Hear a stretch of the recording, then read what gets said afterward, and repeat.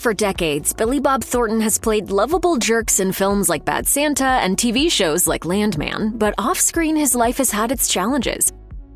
Billy Bob Thornton grew up in a world far removed from the glitz and glamour of Tinseltown. He had something of a nomadic childhood, with his extended family regularly relocating across their home state of Arkansas.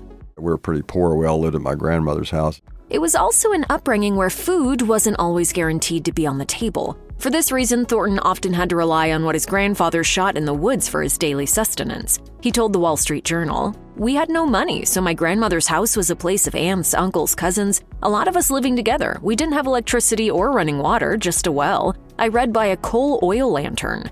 Thornton has revealed that his humble beginnings have often served as motivation when it comes to his career. After accepting his Best Actor Golden Globe for Goliath in 2017, the actor told reporters, "A lot of people in the entertainment business get called privileged. I came out here in poverty and spent a decade trying to eat. Those kind of things get to you." Before fame, Thornton was once addicted to drugs, something he said almost cost him everything. By the age of 24, he was using morphine and spiraling down a dangerous path. But before he could reach rock bottom, he found the strength to quit cold turkey, as rehab programs weren't as widely available at that time. Thornton decided to stop his habit in its tracks and, over the course of a few days, sweat out the toxins that had built up. He shared on the After Dinner Thanks with Ann Wilson podcast, "I'm glad I quit when I did, because I was this skinny little long-haired hippie working as a roadie, and I looked in the mirror on an Airstream trailer one day and said, 'You're gonna die, you have to stop.'" Even though he left his drug-using days behind him, he did admit that there was one upside. The substances helped him as an artist. He revealed that psychedelic drugs like acid were tools that he found inspired his creativity, though he didn't actually enjoy the experience that came with them. Thornton explained on the podcast, "I kept doing it because everybody else was doing it, but I honestly believe that psychedelics helped me as a writer and as an artist in general." I'm really happy that my success, in terms of being famous anyway, came at a later age. Thornton's 2012 directorial effort Jane Mansfield's Car was an intergenerational family drama in which Robert Duvall plays a short-tempered patriarch who takes his grandson to look at a car crash wreckage for fun. Remarkably, this macabre pursuit was inspired by the filmmaker's complicated relationship with his own father. Thornton told Today, "My dad would stand there and smoke Lucky Strikes and stare at the car wreck for 2 hours while my brother and I were like, 'Why are we here?' That was how he connected with us." Sadly, forcing his children to witness the aftermath of fatal automobile collisions was far from the only trauma his dad inflicted. Thornton added, "My father was a very violent Irishman, and so there was abuse, both verbal and physical, in our household." Thornton has often spoken publicly about his struggles with dyslexia. Sadly, he wasn't officially diagnosed with the condition until well into adulthood, meaning that his high school years were plagued with accusations that he was dumb. Thornton told Express in 2022, "I was just kind of known around school as a moron. Nobody really encouraged me. When I was growing up, they just thought I was slow." You were just left on your own. Teachers just thought I was stupid. However, Thornton was able to use these hardships as a motivating tool for his career. He added, "Dyslexia drives you because you're trying to overcome this thing. They found that a lot of people with dyslexia are high achievers in things like the arts or writing or whatever because you compensate in other ways." I think it drove me to succeed. Thornton is such a massive baseball fan that each movie contract stipulates that his trailer must be equipped with a satellite dish and TV so that he can watch his beloved St. Louis Cardinals play in between filming. He also provided the narration for their 2006 end-of-year retrospective DVD and played head coach Morris Buttermaker in the 2005 remake of The Bad News Bears. Hey, here it comes. Oh, it's all right, kid. You had a helmet on. But few know that the Golden Globe winner nearly made it onto the baseball field professionally for real. Yes, having shown his gift for the sport during his high school years, Thornton tried out for the Kansas City Royals at a Little Rock camp shortly after graduation. Unfortunately, before he'd even gotten the chance to pitch, his dreams were cut short. While waiting down the first baseline for his chance to make an impression, a stray ball hit him squarely in the upper chest. The impact was so severe that it broke Thornton's collarbone, and that was that. Thornton told the Arkansas Democrat-Gazette decades later, "I guess I was pretty good. I couldn't hit. I was a pitcher with control and a pretty good slider. I think I might have had a chance."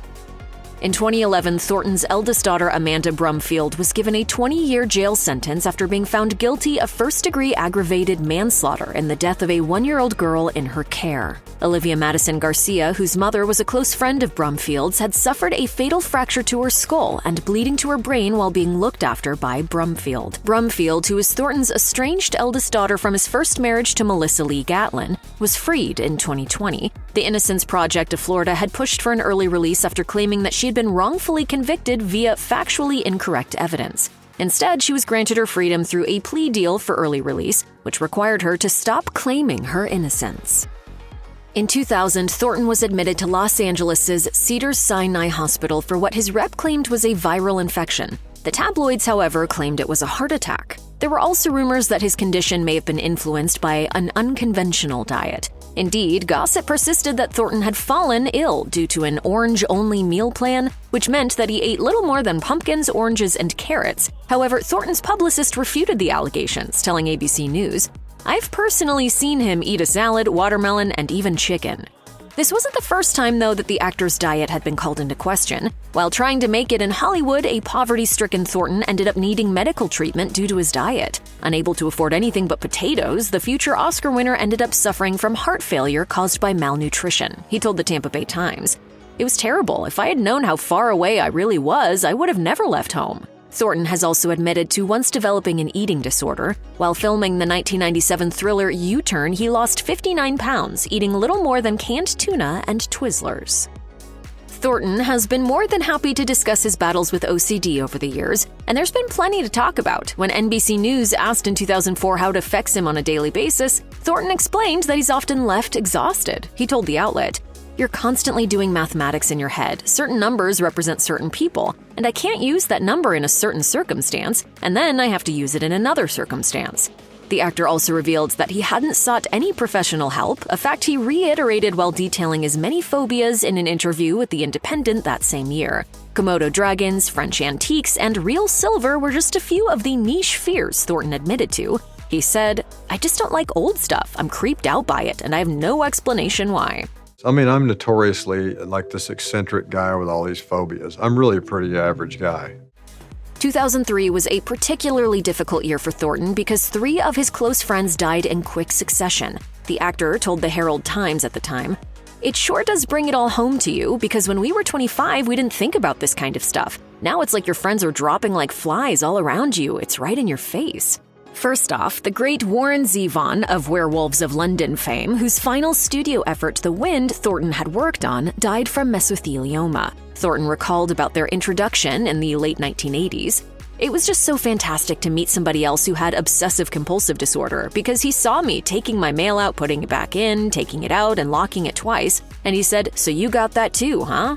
Then, just 4 days later, John Ritter, who Thornton had co-starred with in Sling Blade and Bad Santa, died from a previously undiagnosed heart condition. And just 24 hours after this sudden loss, Johnny Cash died of complications from diabetes. The country legend had been a big fan of Thornton's films U-Turn and Daddy and Them, and the two became friends, even duetting in the studio together. In fact, Cash was due to record Thornton's song Private Radio before his passing. Thornton and Angelina Jolie were one of the more interesting showbiz couples at the turn of the century. Who can forget how they freely admitted to carrying each other's blood in a vial around their neck, for example? We kind of signed our life away to each other, and legally, and with blood. Of course, such an intense relationship raised questions about longevity, and just 2 years after walking down the aisle together, they headed for the divorce courts. Perhaps surprisingly, for someone who usually seems so confident, Thornton has admitted that the biggest problem in their marriage was the fact that he never felt good enough for her. In a candid interview, he revealed that Jolie's much more social nature eventually took its toll. He told the outlet, "I'm real uncomfortable around rich and important people." Thornton has managed to stay friends since splitting with Jolie, and the pair will catch up every few months. In fact, Jolie still sends Christmas presents to Thornton's son, Harry.